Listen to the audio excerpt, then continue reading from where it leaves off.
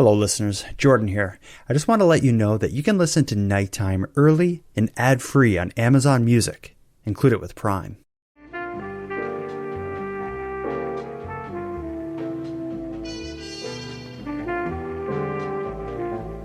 You are listening to the Nighttime Podcast.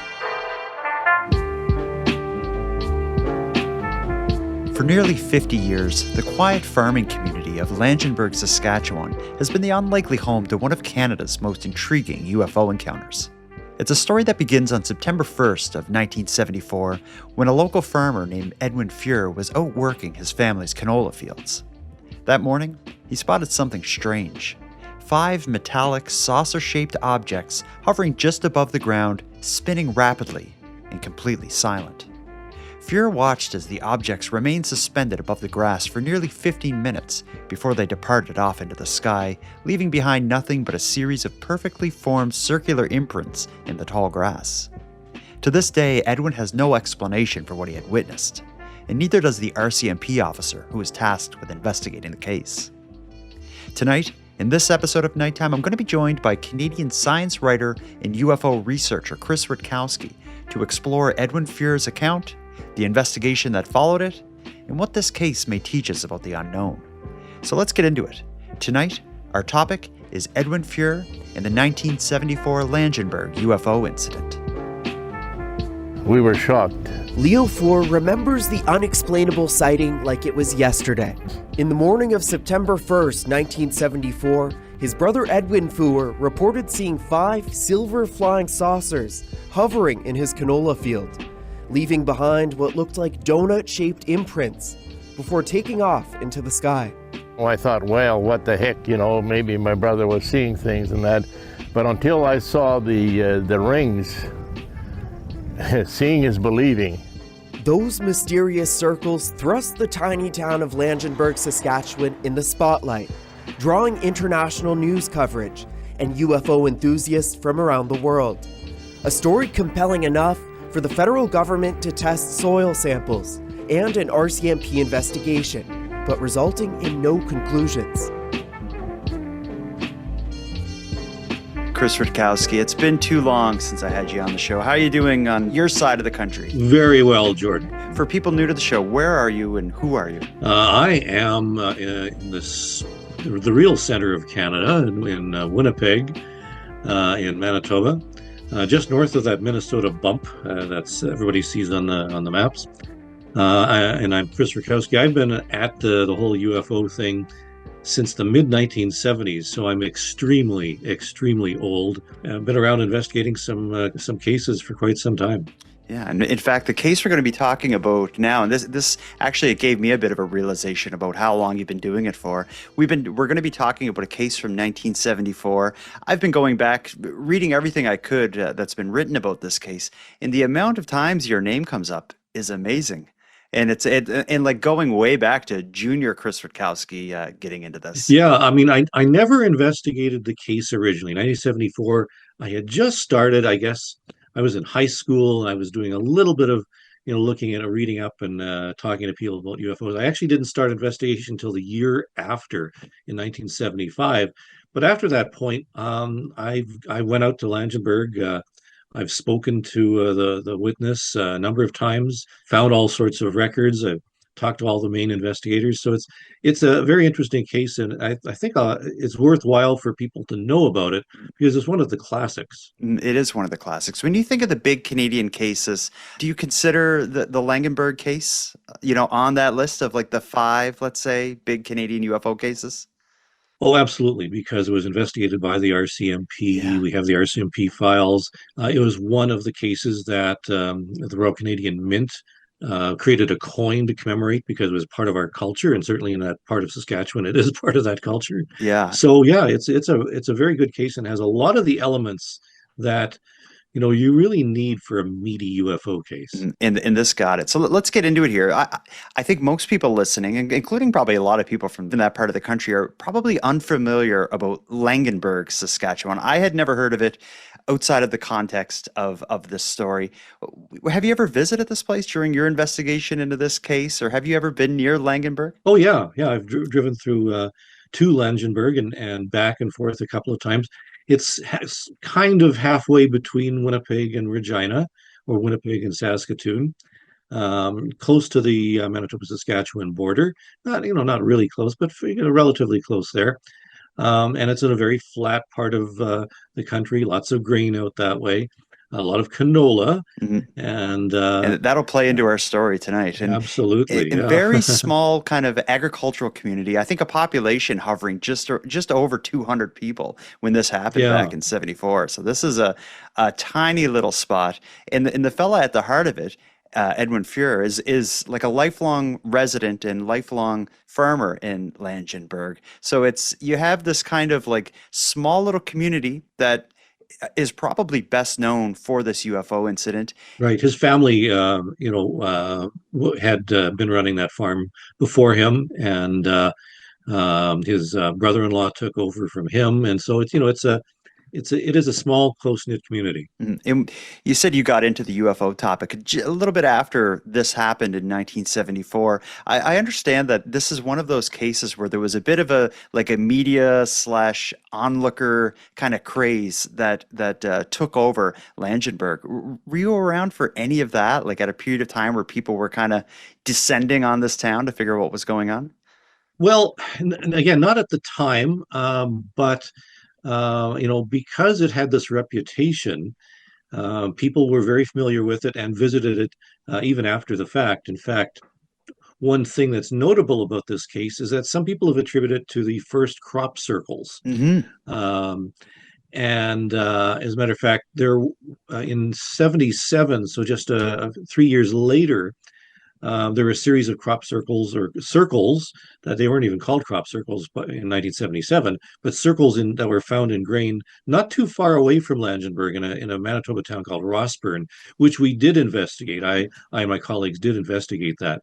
And the comparisons were made between that and Langenburg, since they were just a matter of several dozen kilometers or miles away. Interesting. Yeah, and that's an important part of the story, because now when you think of like UFO sightings and appearances, crop circles they're just a part of that. But this predates crop circles, yet what we think of now as a crop circle plays a prominent role in the evidence that this actually happened. And I think that's important as well, because when you think of a story like this and you're trying to gauge truthfulness and exaggeration, when you hear "and it left a crop circle," you're like, yeah, of course it did, buddy. But in 1974, when this happened, that was, this is pre-X-Files, pre-crop circles popping up everywhere. So it's an important feature of that. And another important feature of this, I think, is the fact that from 1974 until present day, it seems that everyone involved in the story has told the same story consistently. Yeah. Fuhr never really embellished the story at all. He told the story same thing over and over again, many times. Didn't add in other features, like windows or antennas or little green guys or gray guys or anything like that. It's remained fairly consistent, and as a matter of fact, back then they weren't talking, before crop circles, these were called landing rings, which had been found before in a number of places around the world. As a matter of fact, not too far from here, there had been some in western Manitoba that were found in 1967, but also 1967, the UFO rings, and they were called UFO rings, were found in Alberta, in Duhamel, Alberta, investigated by the Canadian Air Force in 1967 as well. So, I mean, there was this connection, but this was something that was apart from that and had its own characteristics. And one last thing to say about Edwin is, aside from maintaining his story consistently from when this happened until present day, I don't think anyone could ever make a case for him having tried to profit off of this. There's no books that he wrote or, anything that he's done where you're like, this guy's full of it. Well, yeah, as a matter of fact, in the Royal Canadian Mounted Police report by Ron Morier, there's a line here that's actually quite interesting. It says, "The witness Fuhr has been known by a member of this detachment," so known to the RCMP, "for a period of 4 years, and during this time he has not been known to materialize any such crazy stories. He's a responsible person, and his information is considered reliable. So that's from the RCMP, who lived and worked in the community and knew the Fuhr family. Yeah, So and I think as we listen, we're going to learn that the person who's giving that character analysis of Edwin is likely a supervisor with the RCMP. Because I'm going to play a clip as we go concerning the RCMP investigation into this, and there's going to be references made to the fact that Edwin was well known by a supervisor with the RCMP in the area. But, absolutely. yeah, interesting. But let's get into it and talk about the sighting, what he saw, how he came to see it, what he's seen. It begins with him working in a canola field on what looked to me to be like a combine, like the big tractor that you drive through the field that actually I don't even know what it does. It just cuts the hay, I guess, and puts it in balls. A swather, not a combine, actually. What is the difference? Do you know? I'm here on the East Coast. We're all fishing. Where you're well, the swather is actually the thing that cuts the plants themselves. Okay. The combine actually does a few other things, but the swather is basically the machine that cuts it. It has, yeah, it's like it looks like a tractor with like this big, long kind of wheel sort of thing that's spinning and chopping. Yeah. But regardless, he's a 36-year-old man at this point, driving through the field, processing the canola, which for someone unfamiliar, it basically looks like a wheat field that he's driving around in. And what's interesting about the field that he's working in is there's kind of a lowland area where there's a swampy, boggy sort of area. So as he's cutting the canola or the hay or whatever you want to call it, the grass, he's driving towards that swampy area, the lowland area, and he notices something unusual. And that's where it begins. It's described by him initially as looking almost like metallic saucer-like objects. In several of them, I believe he sees just one at first, and he believes it to be like a goose hunting blind initially. Does that make any sense to you? I've never seen, like, when I think of a blind for hunting, it's usually like, this little lean-to next to a tree that you can hide behind. Yeah. Any reason that he would say that? Do you know any more than I do? Well, I think because he was having trouble understanding what it was. Yeah, he was swathing the field, and right around this swampy area is some tall grass, and he got to the edge of the tall grass where he was cutting, and that's when he saw these upside down bowls, or one bowl to start with. And the reason he thought it was a duck blind or a hunter's blind was because he could not figure it out. Now, some blinds are actually made out of tin, depending on where they go and where they put them. And I think they're even inflatable now or something like that. But at that time he couldn't understand what it was, and he thought, well, that must be what it is, because this was in the grass. So between the crop and the actual water in the swamp, there's this tall grass, and that's where this thing was. And he sees it, he approaches it, coming within about 15 feet of it, and that's when he realizes that this is not, a geese or a duck hunting blind. This is a metallic object that's actually hovering off of the ground a little over a foot, and it's not still. The way he's described it, and we'll hear from him shortly, but he describes it as the object very quickly spinning in one direction, where the grain or the crop underneath it is kind of being propelled in the opposite direction. So some kind of weird physics happening there.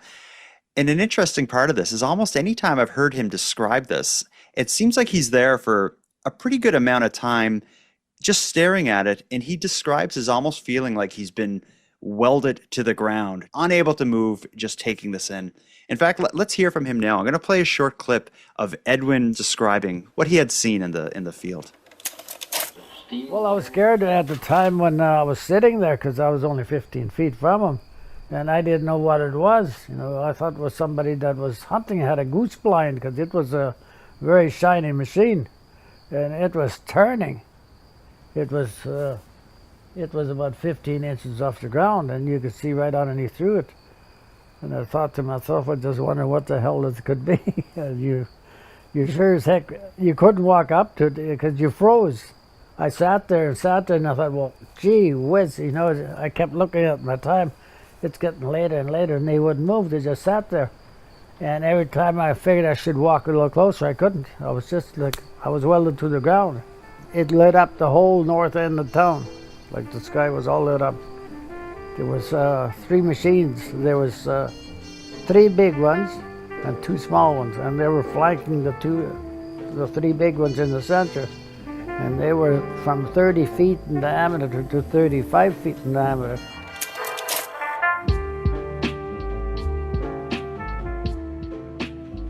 As we said there before I played that clip, he approaches the one object, but very soon, very quickly after that, he realizes there's several of them together. Can you kind of describe, you sent me before we started here, kind of an illustration of the area and what he witnessed. Can you describe the scene as it eventually unfolded to him? Sure. As I mentioned, there's this tall grass surrounding the slough, which is just, and then surrounded by the canola field. And he got as close as he could on his tractor. He actually said in another interview that he stood up on the seat of the tractor to see if he could actually get a better view, because these things were, partly hidden by the plants. But he was as close as he wanted to get or could get, because he was so shocked and so amazed by what he saw there, that he was 15 or so feet away. And he just couldn't understand what he was looking at. And there were 3 big ones and a couple of small ones, sort of in an arc surrounding this slough. Incidentally, a few days later, 2 others were found as well. But the initial were just these 5, and they were spinning and spinning and spinning and spinning and spinning. And he could see that the plants underneath them were being agitated or blown around as well. And then after spending an amount of time there, as it's been described, it was almost like a burst of vapor from underneath them, and they just took off, like with a blink of an eye. Yeah, he said that, well, not quite that. They took off to a certain extent. They ascended in a step formation into the overcast sky, so one after another. And this is from the RCMP report. They stopped at about 200 feet. So they went up one by one, stopped at a certain height. Puff of dark gray vapor was seen coming from the exhaust-like extensions at the base of each of the objects. The vapor was 6 feet in length and was followed by a downward gust of wind, which almost knocked his hat off and flattened the canola that was standing in the immediate area, and they had remained stationary at that point for a couple of minutes. So they went up one by one, were there for a little bit while, and then when they went, they were gone. That was it. Interesting. The story really picks up when the objects, as he calls the machines, every clip I've heard of him or interview with him, he's never referring to them as like spaceships or UFOs. He's always saying the machines. But when the machines leave, he goes back to his house. It's around supper time at this point, and people in the home with him, his wife specifically, noticed something unusual about him. And I'm going to play a clip of his wife Karen as well, because she spoke to the media and described realizing something was wrong with Edwin after this moment. Okay. We were waiting and waiting for him to come. We had dinner on the table waiting for him, and when he came in, he just kind of sat there. He didn't really know if he should eat or what he should do, and then all of a sudden we asked him, is there something wrong? And well, then he started telling us. I just thought, well, if he'd seen him, he's seen him, I didn't go out to the field right away that day. I went out the next day first to look at them, the circles. They were worried. They were concerned because this was completely uncharacteristic. He came in and he was sitting there. By some of the interviews, they said that he looked kind of pale and clammy and was noticeably upset. As you would be if you had seen, Not a lot happens in Langenburg. So I think these bizarre objects in your field is definitely going to put a scare into you. He gets home, that whole experience happens. He tells them what he saw. And that's when this story really gets interesting. And that's perhaps one of the aspects of it that make this such a classic Canadian UFO case, is it's not Edwin or his wife, but I think it's his brother-in-law that phones the police. Yeah, his brother-in-law, Carl Zorn, says, this is very strange. We should notify the authorities. And so he contacts the RCMP, and they were fairly good friends with a fellow named Ron Morier, who was the constable at the time. And that's when the story started breaking. Yeah, you're someone who goes through, fair to say, almost every Canadian UFO sighting and UFO report. Is it common that you will get access to like RCMP investigation or RCMP or police reports related to UFO sightings? Like, how often do they actually go there and investigate if you call the police and say there's something in the sky in my backyard? Well, as a matter of fact, just before coming on with you today, I've been going through files from the National Research Council from Ottawa. I was in Ottawa looking in the National Archives, going through cases from the early 1990s. And I would say out of 150 cases a year on average, I would say a handful, 5 or 6, have detailed RCMP investigations, interviews, descriptions of which constable went out and what they saw and what they heard and that type of thing. So it's not very common at all, and we're very fortunate that with such a case with such great evidence, we have a case where the RCMP took the case seriously, took the witnesses seriously, and investigated the site, and we have the documentation. Including some great photographs, by the way, of what was seen. So, this case has a lot of good evidence. And just as the eyewitness himself, Edwin Fuhr, is a big part of this story, the RCMP officer who investigated it, this became a large part of his identity throughout life as well. He was like, when X-Files became big, he was referred to by some of his coworkers as Mulder because he had this reputation of having investigated a UFO report and been on the news and such. I'm going to play a clip here, and we'll focus a little bit on his police report he did back in '74. But here's an interview with him, retired now RCMP officer Ray Morin, where he's describing his memories of responding to this event. Yeah. Take notes, because we're going to compare this to his 1974 police report when we wrap this up. You were a 27-year-old RCMP constable. What do you remember from that day 50 years ago? I remember pulling up to the office at the end of my shift on the 1st of September, and Carl Zorn, who's a brother-in-law to Edwin, approached the police car, and Carl lived right next door to the office, and he kind of related the story about what Edwin had seen.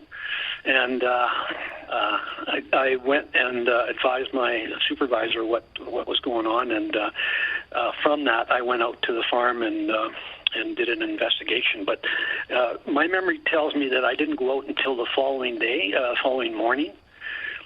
I pulled into Mr. Fuhr's yard. He's north of Langenburg at the time, north of Mid East, and spoke to him, and he told me the story. And with him, we went out to the area on his field where he had seen these objects. And I had the camera with me, and I had some vials for taking soil samples, and that's what I did. I took pictures, and they were very plain to see that what he described was as it was. And I also took some grass and dirt samples in vials. I sent them off to the National Research Center in Ottawa as per our policy. There's firm policy on what we do with stuff like that, and I just followed the policy and mailed them off, and never got anything back, really. Back in those days, it was pretty secretive, all this UFO stuff. It was kind of all under wraps.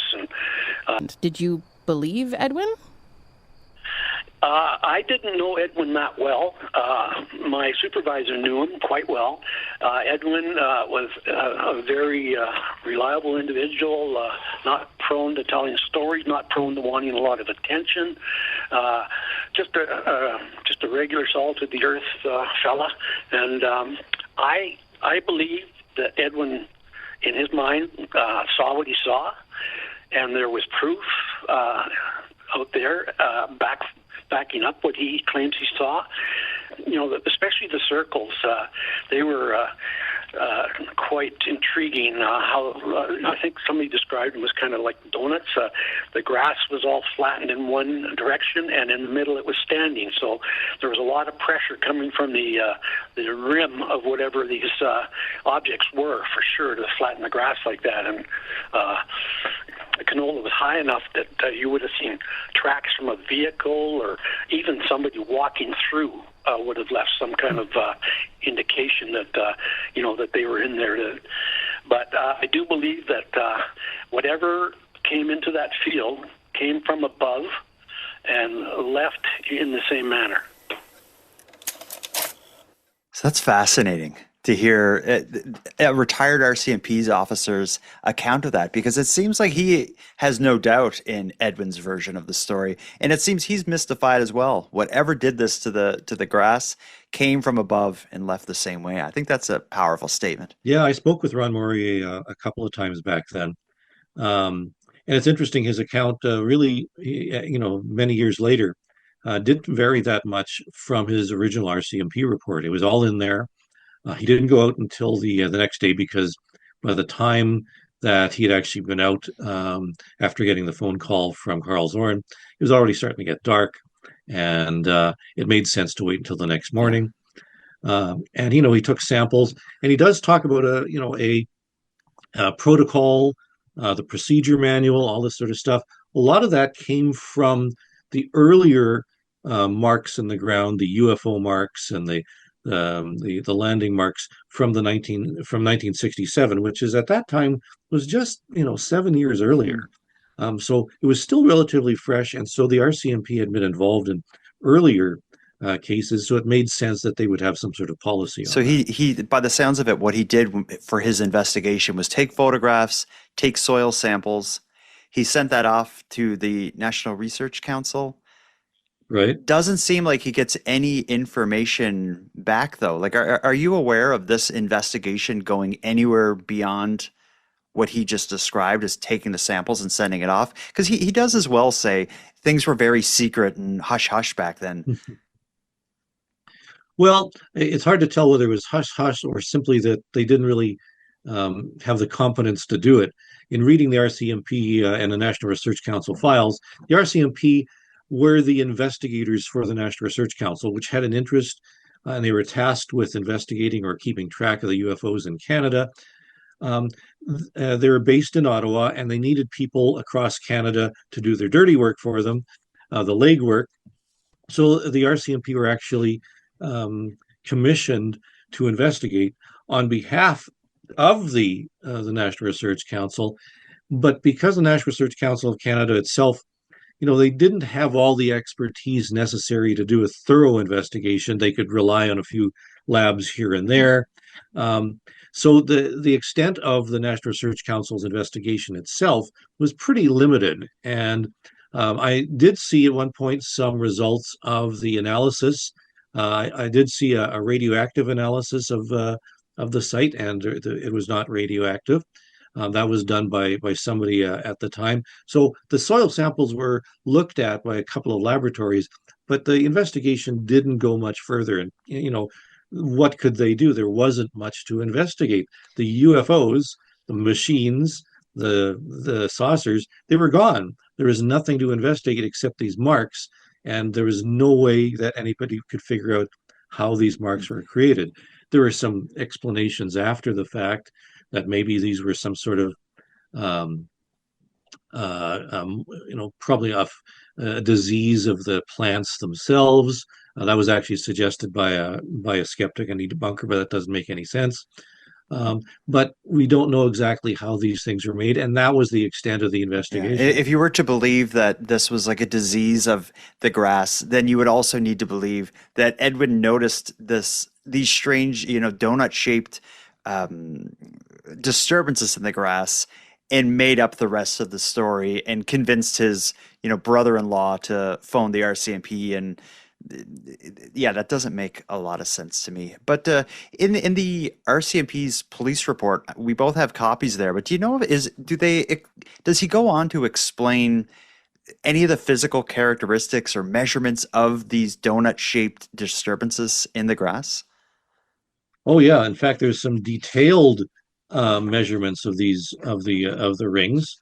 Um, the grass was flattened in a clockwise, um, with the flattened portion being approximately 18 inches. So they were donuts, right? The total diameter of two of the circles was 12 feet, with the other three being approximately 10 and a half feet. So there were, some big ones and some small And that ones. matches Edwin's report where there was the three larger machines and the two smaller ones on each side. I've heard him describe it as they seem to be guarding. The three larger ones were kind of together, Flanking flanking them, yeah. flanking them. So it's Yeah, kind of yeah. in like a half moon sort of shape as they were kind of surrounding that swampy, grassy area. The indentations in the ground leaving it a donut shape. Like I don't. Well, if they were bowls, obviously they were hollow in the center, or so that that's how you ended up with a donut shape. They weren't flat. They actually had bowls or something like Yeah, that. and he described like the way he describes them leaving, there is some exhaust, so some kind of propulsion from below. So I guess, without knowing what these things were, what must have been happening is whatever was powering them to float 15 inches ish off the ground was disturbing the grass, which is like it all just kind of lines up. And I think that's very fascinating. And the fact that he's been consistent, it matches the RCMP police report. The RCMP officer today still tells the same story that he wrote on that report, 50 years ago. That's compelling. When you look into a UFO case, I can't imagine you're not trying to rule out that the witness is making this up. Is this the stuff you're looking for, like the consistency in the story? Yeah, and as Morier had said, he was thinking, how could people get into the area, to make these things. There was no tracks, no marks. In the case of crop circles, for example, in England, that took another decade to show up.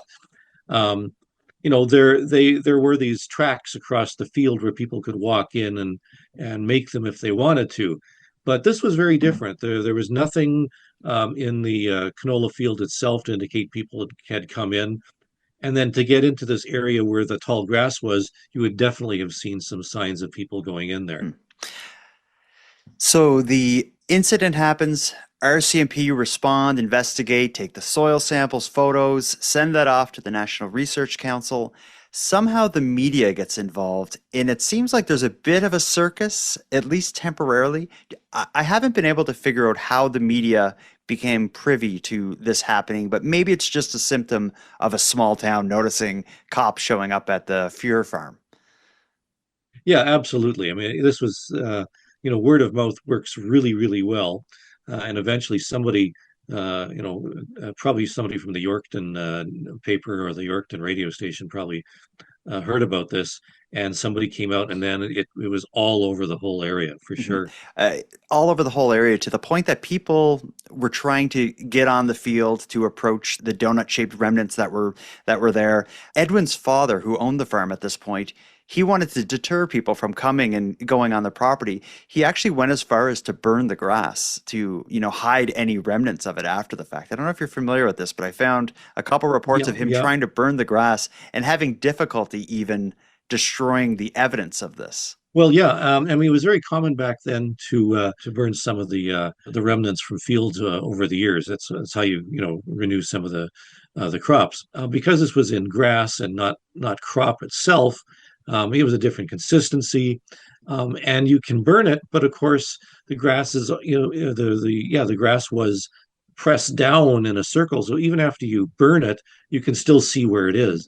And people were very curious. They were trampling through the area, damaging the crop itself, and we see this in other areas. I mean, this is one concern in England with the crop circles. There were in the circles in Rossburn when we went out there. There was actually at one of the circles that we visited in Rossburn, I think near Shoal Lake, there were some kids standing outside a path leading into the circle with a sign that said "A loony a look." You had to pay them to get inside to to get a look of of the crop circle. So, I mean, it's a way of everybody was interested in seeing this remarkable thing because this was actually fairly unique, even in terms of ufology. The what was reported was very different from what people had been seeing in the news and in the tabloids and so forth. It's not very common to have seen something like this. And when word gets around that Edwin had seen these upside down bowls leaving marks in the ground, everybody and their dog wanted to see. Years later, when crop circles became like one of the tropes of the UFO world, was this story brought up again? Like, I'm surprised that it's not more well known as being kind of like one of the grandfathers of the crop circle cases. No, as a matter of fact, the British crop circles were supposedly started, by themselves, and it took some time in correspondence with some of the crop circle experts in Britain, where I actually pointed out to them a couple of times that we've had reports from all around the world, but especially in Canada, the ones in Duhamel, Alberta, and the ones at Rossburn, and so forth. Even in Australia in 1966, very similar actually, where what were called saucer nests were found in a swamp with the reeds cut in a circular fashion. That was 66. So there are precedents like this, and just a matter of people accepting that they were related somehow to the crop circles. The difference is nobody saw UFOs make the crop circles, but in the case of Australia in 66, in the case of Edwin Fuhr's example, this was associated as a UFO caused item. I see you as an expert in taking these often bizarre stories and coming up with a solution that just makes sense and that's reasonable. If this isn't aliens coming down and investigating the swamp on a canola field in rural Saskatchewan, what could this be? If it isn't an alien or an Air Force experiment or something like that, it would be a hoax. And we don't really have all the elements of a hoax here. You mentioned already, Edwin wasn't trying to make any money from this. They tried to keep people away. He could have gone right to the paper rather than to the RCMP and said, look, we saw these saucers. But that's not what happened. In fact, he was a very reluctant UFO witness at the best of times, and his family and friends attested to the fact that he was really upset. He was, clammy. This had really, affected his belief system. These things don't exist, and yet I saw this. So it is quite remarkable. So if it wasn't anything like that, and how, why hoax it there? Why not closer to a road so people can, have easier access? Yeah. And again, where crop circles or like the UFO nests or any of this stuff, it wasn't a big trope then that if you were going to, if this was a hoax, I believe it was somebody hoaxing Edwin and like tricking him. If you were going to mess with the farmer Edwin while he's working, what would compel someone in 1974 to be like, well, mess with the grass and make donut-shaped holes, and he'll think, yeah, exactly. I mean, and he at the same time will maybe hallucinate and see these objects and get close to, like, it would have to be a hoax mixed with him having like a psychotic break. Well, yeah, it could be somebody was trying to punk him, but back then that wasn't all that common to do stuff like that on a grand scale. And again, what was the purpose?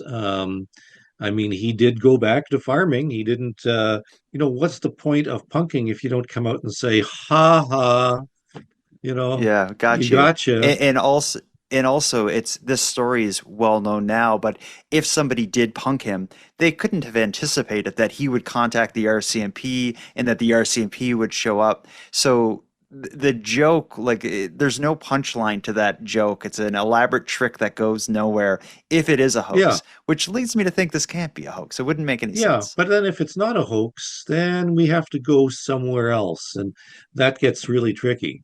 Yeah, it is tough. And I think that's why this is such a mystery. You have a believable witness. You have a set of circumstances that isn't easily explained. Like we're two creative guys. I can't come up with any explanation. whatsoever. And I believe him. I've seen multiple interviews. And in fact, the earliest interview I listened to was one you did, a young Chris Rutkowski. What is the history of this interview you have with Edwin way back in the day? Yeah, this comes from 1991.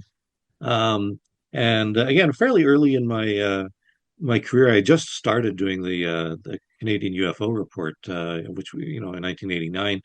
But I was, interested in this. And what had happened was, many people in ufology are familiar with an organization called the Center for UFO Studies. It used to be actually the number one UFO group. You didn't join MUFON or APRO necessarily. If you really wanted to do something cool, you would join QFOS.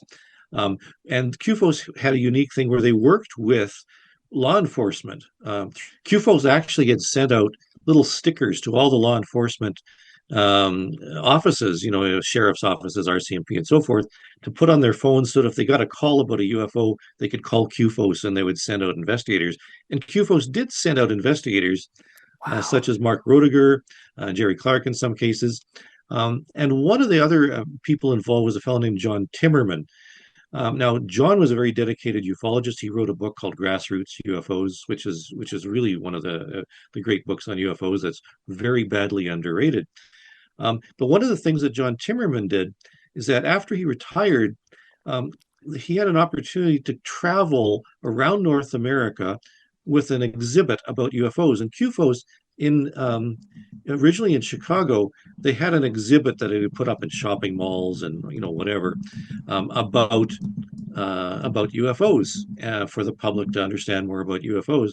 They later installed it in a building in Minneapolis where they thought it was going to be permanent, but they had to move it out of there. And so John actually took it around the country and visited various shopping malls, literally took UFO exhibits to shopping malls. And one of the malls he set up was in Yorkton, Saskatchewan.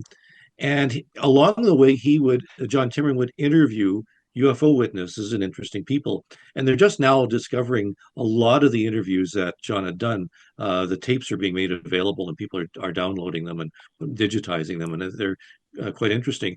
And there was an interview that he did when I heard that Timmerman was coming to Yorkton, which, it's 4 hours away from Winnipeg, not too far away from where I am. And I wanted to meet him, and I was a member of QFOS. So I drove over there, and one of the things he did, he wanted to meet Edwin Fuhr. So he caught a hold of Edwin Fuhr. Fuhr actually came to the shopping mall, and we actually interviewed Edwin Fuhr together. And that's a recording that we have on YouTube. That is what a time to be alive. See, I often say the internet and cell phones destroyed humanity. We don't have things like that, like a traveling mall roadshow interviewing UFO people. Yeah, and I think a lot of what John Timmerman had is now in St. Paul, Alberta, at the UFO Museum in St. Paul, Alberta. So, things are continually available, but they're out there.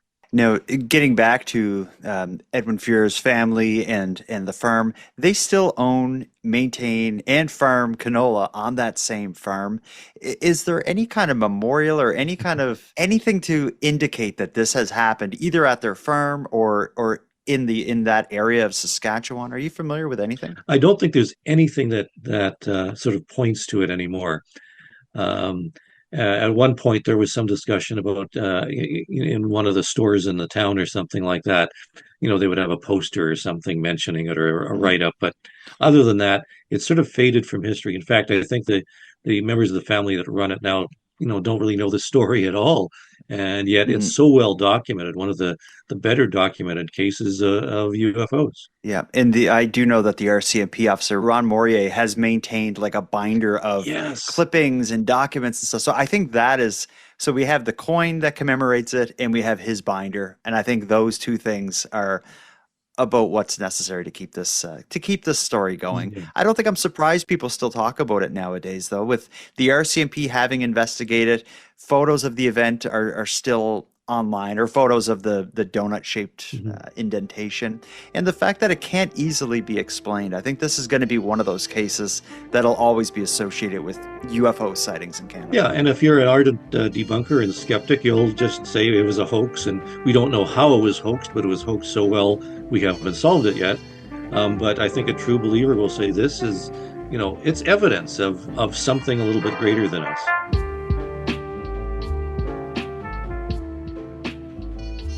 Whenever I have you on the show, I like to end with something special. I have a spot on nighttimepodcast.com where people can share with me UFO sightings. I have a pretty good one, and I'm curious of your take on this. I got a UFO report from Binbrook, Ontario, which is near Hamilton, just outside of Toronto. Okay. It's a fella named Chris wants to tell us about a UFO or something unusual he saw in the sky. I can't explain this one either. Maybe you can. This comes from early February. February 1st of this year, 2025, is when this happened. Okay. It's about 3 weeks ago. Tell me if you can solve this one tonight. First of all, not sure what I saw. I live in Binbrook, Ontario, Canada. In the western sky, when I came out, I'm always looking up. I know the stars, satellites. It's always clear where I'm living outside of the big city. I saw what I thought was a fast-moving satellite. I'm like, why is that going so fast? And then I saw another one come on the same line behind it, traveling from west to east, and it caught up to it at an outstanding speed. When it caught it, it slowed. They both turned south, then disappeared. Then on the same line the first one came across the sky west to east, easily 10 times faster than a normal satellite. When it got to that spot, it disappeared. At least 6 more followed. Possibly more. I had stopped to yell for my kids to come out and see. Then, unbelievably, in the same spot, one appears. The spot where they disappeared, one appears and starts traveling south, much slower than the rest. It gets super bright, and then it stops and hovers in one spot, and then it takes off, gone. Very frustrated because there's nowhere to report, no one to tell in Canada, nowhere to phone. I saw this previous Saturday night, sometime between 7 and 9. I'm not exactly sure. We were doing family game night. I wasn't keeping track of time. This definitely needs somebody to explain what the heck I saw. If there's human technology, there can't be humans inside of that. That was going way faster than satellites. I don't think satellites chase each other or catch up to each other. And I know they don't turn left or right. So I got him in touch with the expert. If anyone can explain it, it's Chris Rutkowski. Now, I'll tell you my thoughts on this. Sure. Is when you're describing multiple objects kind of passing in a path, you think of the Starlink satellite array, which it often manifests itself and comes up in reports as a series of lights. Right. But so that's what I'm thinking as I'm listening. But he's describing them kind of stopping, some changing directions, some going faster than others. So that I'm like, maybe not Starlink. What's your take on this? What could he have seen? Well, I mean, first of all, he was complaining that there is no place in Canada to report these things. Well, there is. You. Yeah, he came to the right place. This is the right right now, place. we're about as good as we got. Yeah, and the Sky Canada project, one of the recommendations is to have an office to report things in Canada, and so we'll see what happens in the new political climate. But the it's still possible that some of what he was seeing was Starlink. It's possible that he was seeing this combination of Starlink and other things. What happens often when you suddenly see a satellite or a star-like object appear and get brighter and vanish. It's a flare caused by a satellite going in and out of the Earth's shadow, high in the sky because of the orientation and stuff. And in terms of the objects following one another, that does sound like Starlink, and it could just simply be an illusion that one disappeared and the other one zoomed off, and then two others went south. It could be a combination of things, that things were coming in and out of the Earth's shadow that he couldn't see. I mean, we do get reports like this of lots of lights moving in the sky backwards and forwards and right angle turns and all that sort of stuff. It's hard to say. I don't know specifically of this case. We'd have to look into it to see what the records are. There are cases that don't seem to match satellites, that don't seem to match, high altitude aircraft doing that type of thing. What those are, I don't know. So, it's the type of thing where we need to get more data and more information. And it's what keeps us going in terms of trying to understand what it is that people are reporting as UFOs or UAP.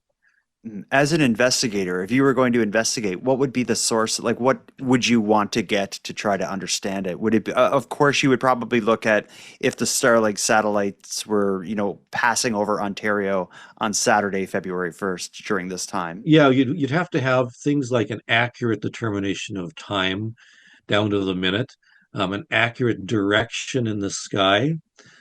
Because depending on where you're looking, and a few degrees one way or another would be certainly a problem. So you'd have to match that with a program like Heavens Above, which tracks Starlink and other satellites. It could have been any other series of satellites too. And then where he's pretty close to Toronto, you're going to have to look at air traffic, because there's going to be a whole lot of it. Yeah, FlightAware. You have to get a subscription to a good FlightAware program to go back in time to when this was, and see what flights there were. And there's lots of flights that aren't recorded on FlightAware. If there's no transponder, sometimes a military aircraft won't be there. So it's in some cases impossible to determine exactly what was seen. Mm-hmm. But I think by the sounds of it, your big takeaway from this call specifically is him expressing his frustration with seeing this and wanting to share it and have it investigated, and having no other options other than getting it to me. And fortunately, I got it to Canada's best guy. Best guys, you and me. Okay, yeah, sure, team. But yeah, this is a fascinating story of the 1974 Langenburg UFO incident. I've always wanted to learn more about it, and getting to read about it, and then kind of have you give me your expert analysis as we go. I feel even better about this case now. This is now one of my favorite Canadian cases. It's a pretty decent case, and it's more than 50 years old now, so it's almost ancient history. And yet, it was investigated in great detail at the time. We have documentation, and we've got, videos of the site and photographs from the site, and we've got, audio recordings and interviews. So it's a very well documented case, and should rightly be one of the great ones for Canada.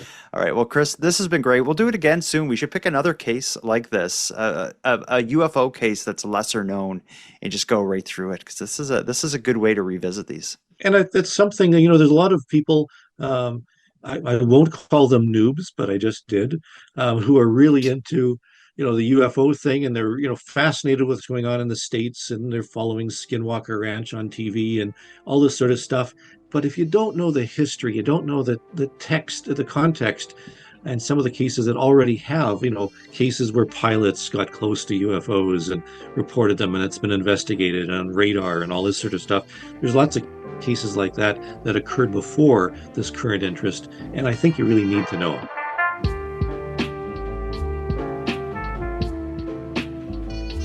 I want to thank you for joining us for this episode of Nighttime. I hope you enjoyed learning about this lesser known but absolutely fascinating piece of Canadian history. Now I'm going to start wrapping up the episode, but before I do, let me end with thanks. First, a huge thanks to Chris Rutkowski for joining us and sharing his expertise on this topic. A big thanks to Monty Data, who contributes the music for this show, and Linz from the Dystopian Simulation podcast, who provides my intro and outro voiceovers.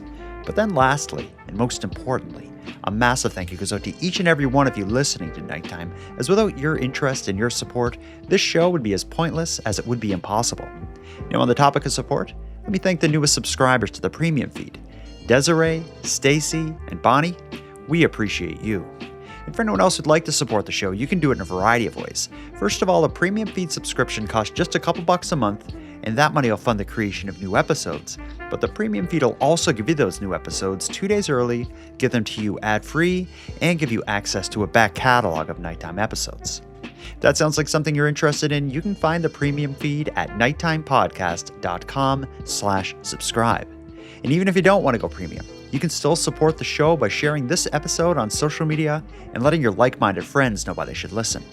If anyone out there has any story ideas, wants to give feedback on the show, or would like to submit a question or comment to be aired and responded to in an upcoming episode, you can do all that and more at nighttimepodcast.com.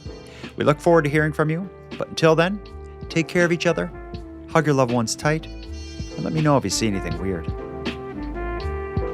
The Nighttime Podcast is written, hosted, and produced by Jordan Bonaparte. Only other thing that I want to ask, is there anything that you know of in the area of his farm, like airports, military bases? Is there anything around there that could have caused an issue? As far as I know, this is the middle of nowhere. It is. It's a fairly isolated place. You have to want to go there. But there are things like, I think Yorkton had a base, air base at one time. And there's a place, I'm trying to remember the name of the town. Can't remember now, but it was they launched weather balloons from there, fairly the really large ones. So I don't know, off-course balloons. I don't know. Yeah, 5 off-course balloons. Yeah, it's so hard. That's such a mystery. Usually, I can come up with a good explanation for it. In this case, I'm going to have to rule this aliens. Okay. And they were investigating a swamp in Saskatchewan, and I don't blame you. Yeah.